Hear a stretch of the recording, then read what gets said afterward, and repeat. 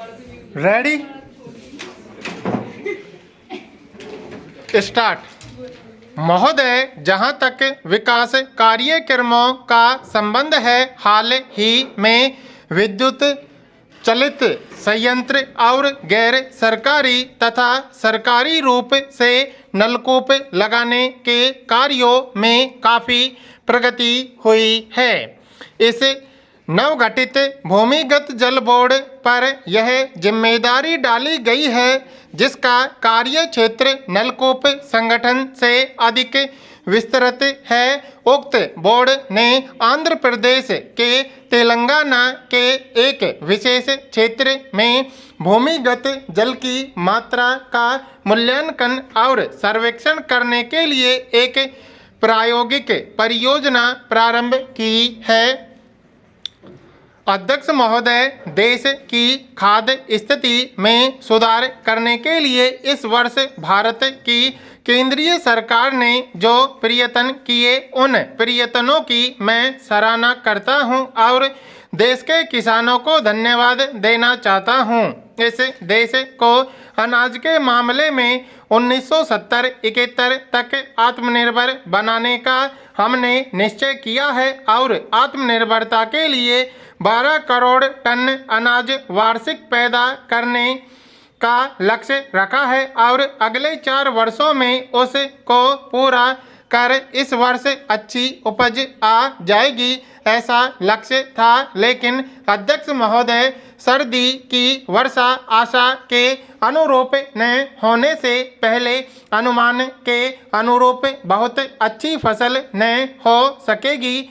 अधिक उत्पादन के पूर्व अनुमान जो किए गए थे, उसको आधार बनाकर अब प्रोक्योरमेंट की योजना तैयार नहीं हो सकती। महाराष्ट्र, जहां से मैं आया हूं, उस महाराष्ट्र में अनाज की काफ़ी पैदावार होगी ऐसा ख्याल था, लेकिन वर्षा न होने से वहां भी अनाज का उत्पादन कम होगा और कई ऐसे जिले व गांव हैं कि जहां आज अनाज की बहुत कमी है।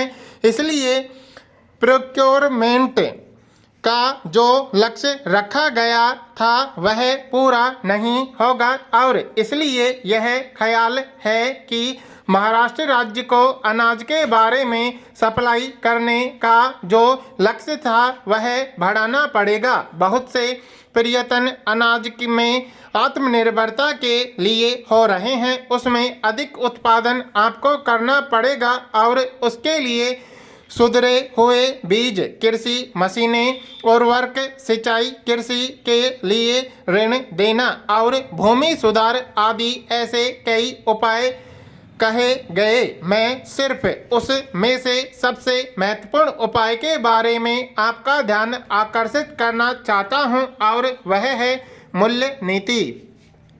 अनाज के बारे में जो मूल्य नीति है वह कैसी हो? मैं बराबर यह देखता हूँ कि अनाज के बारे में कोई मूल्य नीति नहीं है और जो है वह नीति उपभोक्ता जिसको कहते हैं उसके हित की है, किसान के हित की नहीं है।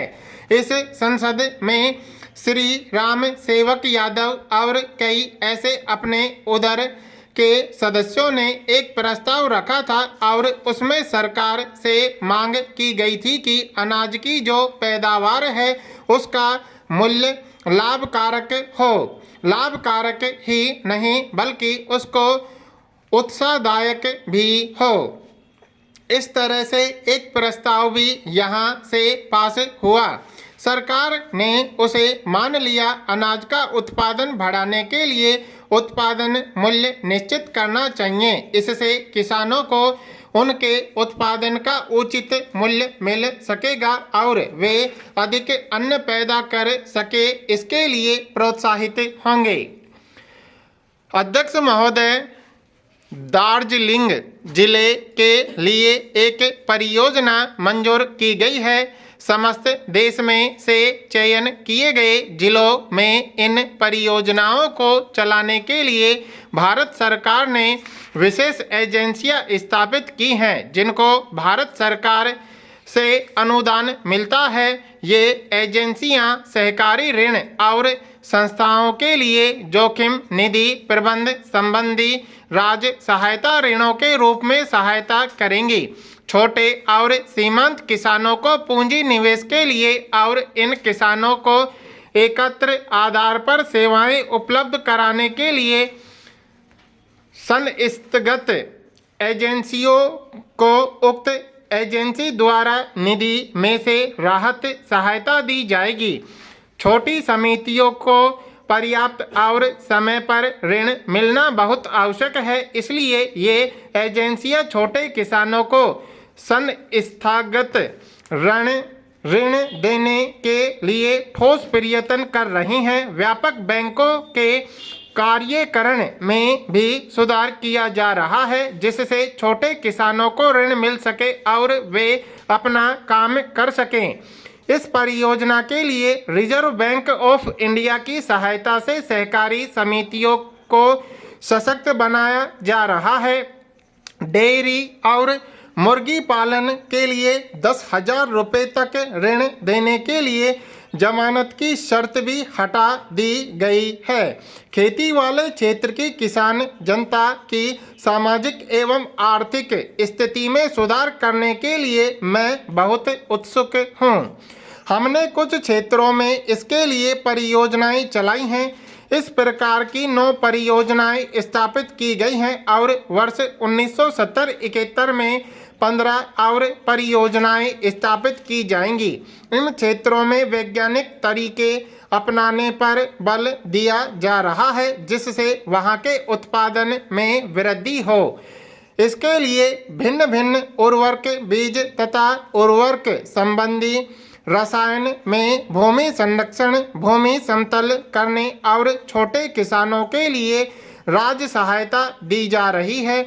जहां तक सूखाग्रस्त क्षेत्रों का संबंध है, 54 जिलों में ग्रामीण निर्माण कार्य चलाए जा रहे हैं। इस कार्यक्रम में रियायत की व्यवस्था करने पर अधिक बल दिया गया है।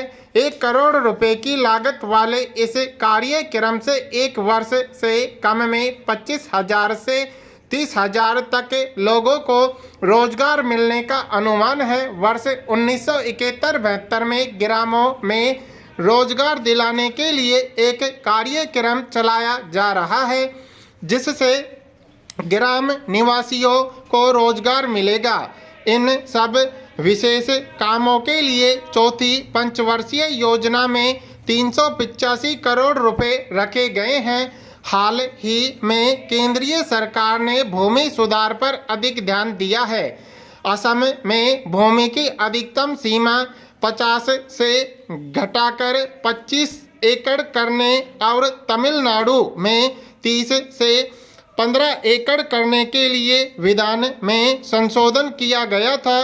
इसी प्रकार पश्चिमी बंगाल भूमि सुधार अधिनियम में संशोधन किया गया था और हाल ही की बैठक में भूमिगत सीमा संबंधी पहलुओं पर विचार किया गया। बैठक में शामिल 7 मुख्यमंत्रियों ने भूमि की अधिकतम सीमा को लागू करने का अपना दृढ़ इरादा व्यक्त किया। बहुत से मुख्यमंत्रियों ने अपने राज्य में भूमि सुधार कानून लागू किए। इन कानूनों के द्वारा गरीबों और भूमिहीनों को जमीनें दी गईं।